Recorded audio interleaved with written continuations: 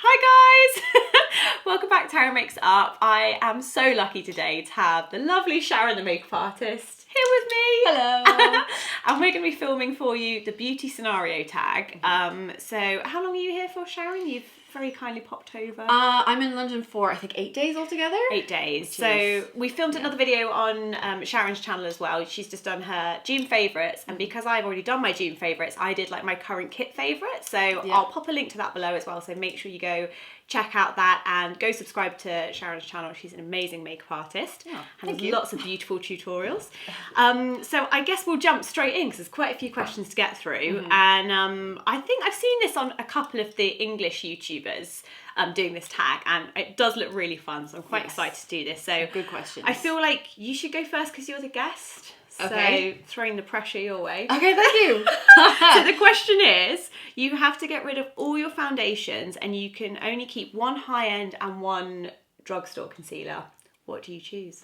So, okay, you're going to have to use your imaginations with this because I'm traveling, so I don't have like all of my makeup with me. So, first of all, for high-end, I think I would go with the Estee Lauder Maximun cover. Oh, okay, interesting. Just because you can totally adapt the coverage. That's a good idea. Right? You can change it. Yeah, that is clever. So it's a really, really full coverage foundation. It covers tattoos, freckles, birthmarks, everything. And it sets to a waterproof finish, so it's really long wearing on my oily skin. But then you can kind of dilute it down with like a primer or a moisturizer or something, so you can kind of have it both ways. Which you can't do with the sheer foundation, can you? You can't build it up. Crease. That's very clever. I like that. And then for drugstore, I really love the Covergirl Outlast Stay Fabulous, which I think has got a different name here in the UK. It's a Max Factor. I think that seems to be. And I will let you know what that is. Okay. The actual name of the Max Factor one is, but there's an equivalent version. It's just a really nice long wearing, kind of medium coverage, really smoothing. Ooh, nice. Yeah, good affordable one. Ooh, okay. Loving the whole maximum coverage idea. That's very clever. So I don't think you guys will be surprised by mine. My drugstore one would be Bourjois Healthy Mix. I just feel like this for me mimics a very expensive foundation really, really well. It's one that I go back to. I think the packaging's changed a few times over the past few years, and I don't think the formula's changed. I feel like it's just as good as it's always been. Obviously with drugstore foundations you don't get the same shade ranges, so that's kind of the only downfall, but it's a very good quality foundation. I think it does provide kind of like medium coverage. It smells nice and it just looks like makes skin look really lovely. Yeah, so I really like that one. So many people recommend that foundation. And I think again it deserves the hype. It's just a really good drugstore foundation. High end, can you guess, guys? Can you guess? It's got to be Giorgio Armani Luminous Silk. I just feel like, yes, there are so many different foundations I love. Like, so many. To choose one is really hard.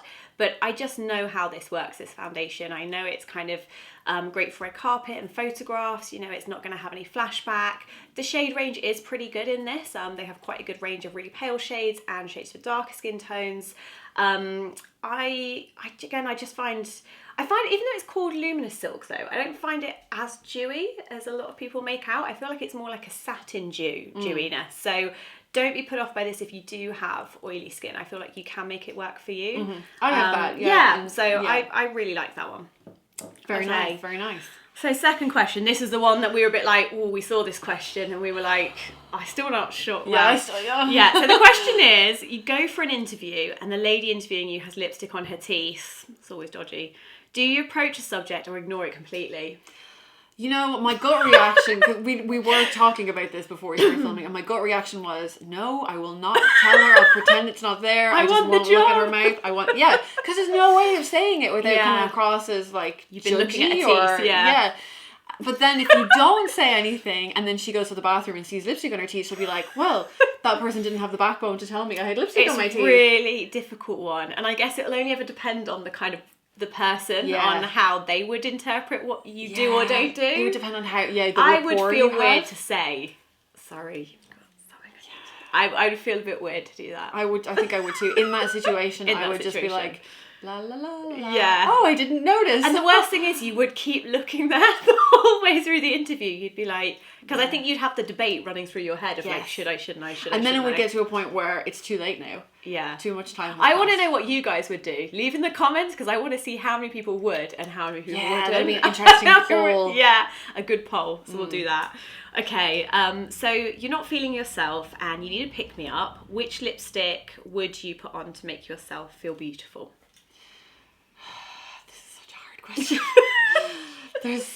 I don't really have like a go-to lipstick. I suppose I'm always drawn towards like peachy coral. Yeah.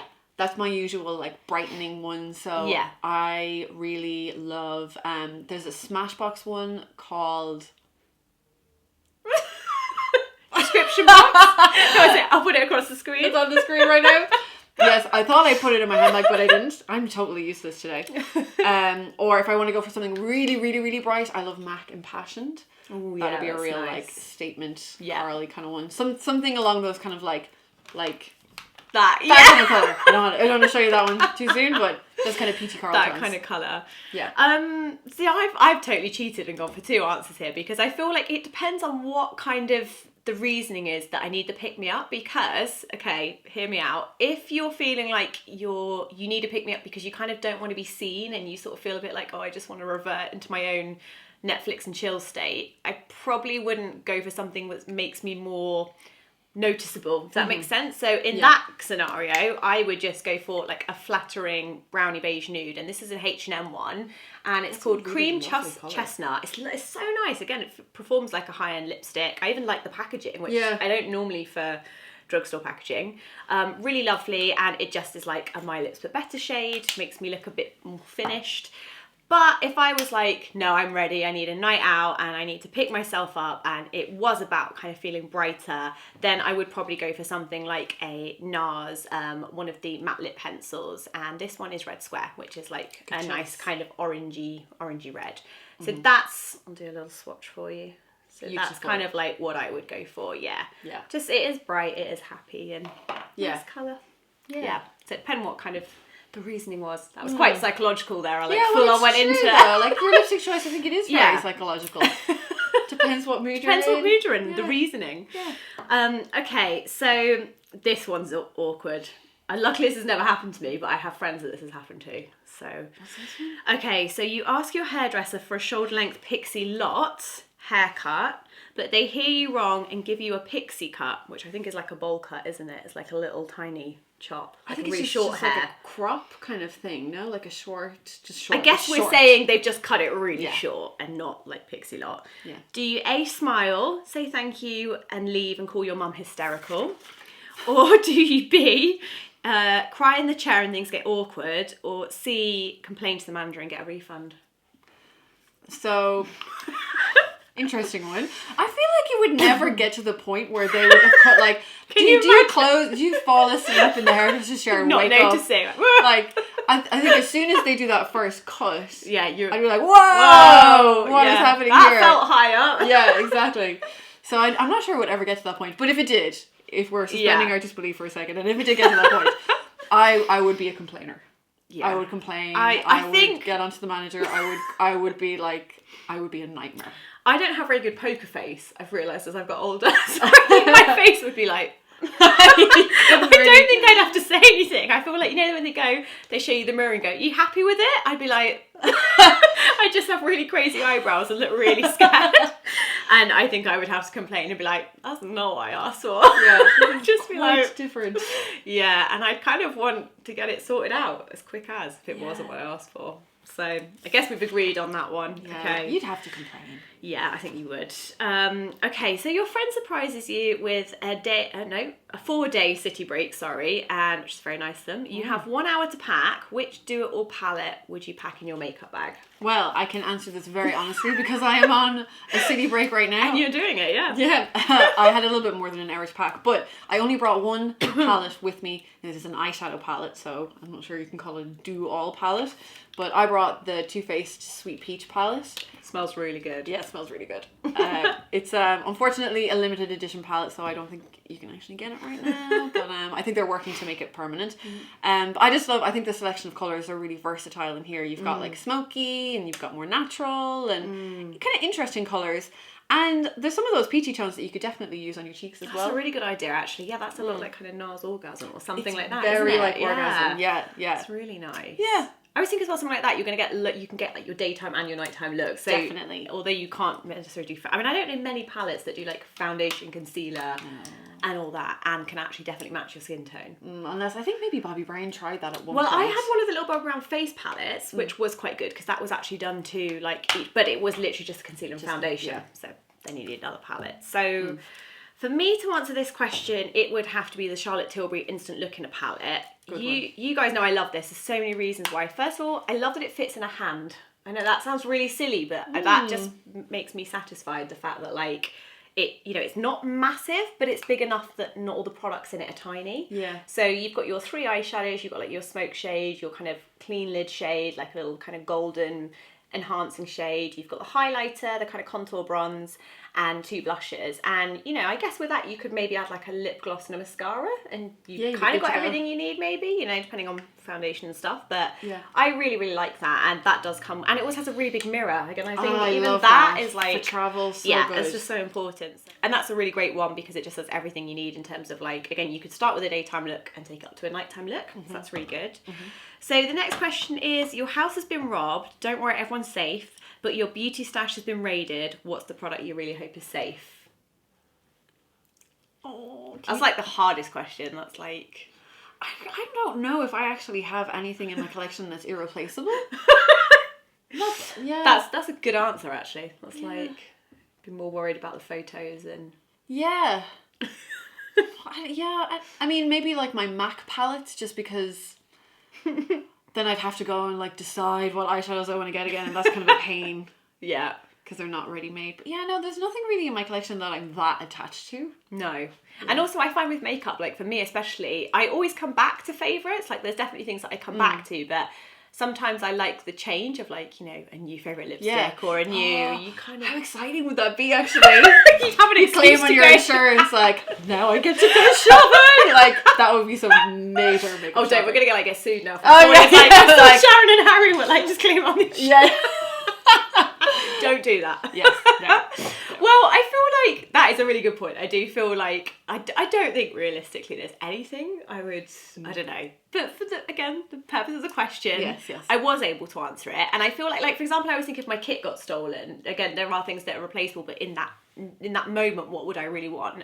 And for me, it's actually my brushes. I feel like some of my brushes for sentimental reasons. Again, makeup, it's harder to have sentimental value to because you can often find, I mean, anything you can find something similar, but some of my brushes I literally brought when I was like 13 and knew I first wanted to be a makeup artist. Like I've got old Makeup Forever ones, like this one when they still had the yellow handles, you know, which, yeah, that's nice. Yeah, they kind of like have nice happy memories of when I first wanted to be a makeup artist. And I think to me, my brushes are still as makeup artist where I will really invest and spend money in because they make the way I apply makeup so much better. So if I like that, they last for years and years. years. That's it. As long as you look after them, they'll be with you forever. So I think that would have to be my answer for that one.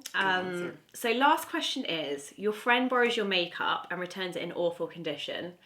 Okay, do you A, just pretend you haven't noticed, B, ask them to repurchase it, or C, secretly do the same to something else? Can you imagine? Oh God. How grown up are you is the question. Yeah, that's basically it, yeah. I think I pretend not to notice, to be honest. Yeah. Like, it depends how bad it is. Yeah. Like, if it's like, if it looked like a 4-year-old had just gotten, or a dog or something had gotten in and attacked it, then I'd be like, what happened? Well, just more out of curiosity. Like. Yeah. Because if it's smashed as well, I'm like, oh bless them, they could have dropped it on the floor and not known it's smashed. Yeah. I mean, even I've had things arrive in the post that are smashed, and I'm like, they didn't do that on purpose, did they? Yeah. I think, again, it would depend on what random scenario it was. Maybe I'd be like, if I was with them and I opened it, obviously, like, they see it, you're not going to be like, oh, and then carry on. You'd be like, oh, this is not how it started. But yeah, I think unless it looked like there was intent to harm my makeup, I would let it go. Yeah, exactly, yeah. It's a bit more weird if someone's like, yeah. the makeup. Don't know what scenario that would happen. Yeah, there's some odd scenarios. There's some very odd scenarios. It's the odd beauty scenario tag. But that was really fun. I enjoyed that. And we're both gonna tag that. I think if you thought of anyone to tag. Yes, yep. No. You're going to get linked in the description box, basically. I'm going to tag Hannah Janes and I'm going to tag Meg Says, because all the other people I can think of, I think I've already done this tag. So, because there's a lot of English YouTubers that have already done it. Oh no, I do have people I can tag. Okay. I'm going to tag Karima McKimmy. Yeah. And Michelle from Beauty Life Michelle. Okay. I think the two of them should get together and record this video. Amazing. So we'll pop all the links for anything that we have mentioned down below. I'm going to link the video I did with Sharon as well, so make sure you go check out that. And let us know about the lipstick question as well, because I really want to know how many of you would say something and how many of you wouldn't. Thanks so much, Sharon, for coming to visit me. Thank you for having me. It's been so lovely. Yeah, a lot of fun. And we did a video actually quite a long time ago. It wasn't a tag video, but we did like it was such a great idea. You came up with the idea. It was our favorite perfume campaign or something. advertising campaign. Yeah. And you did I did the Dior Miss Cherie, yeah. And I did Coco Mademoiselle with Keira Knightley. So Yeah. I'll link those below as well, actually, if you guys haven't seen those. And again, you can see Sharon's beautiful makeup as well. So yeah, hope you enjoyed the video, guys. Like and subscribe, and I'll see you soon. Thanks very much. Bye. Bye.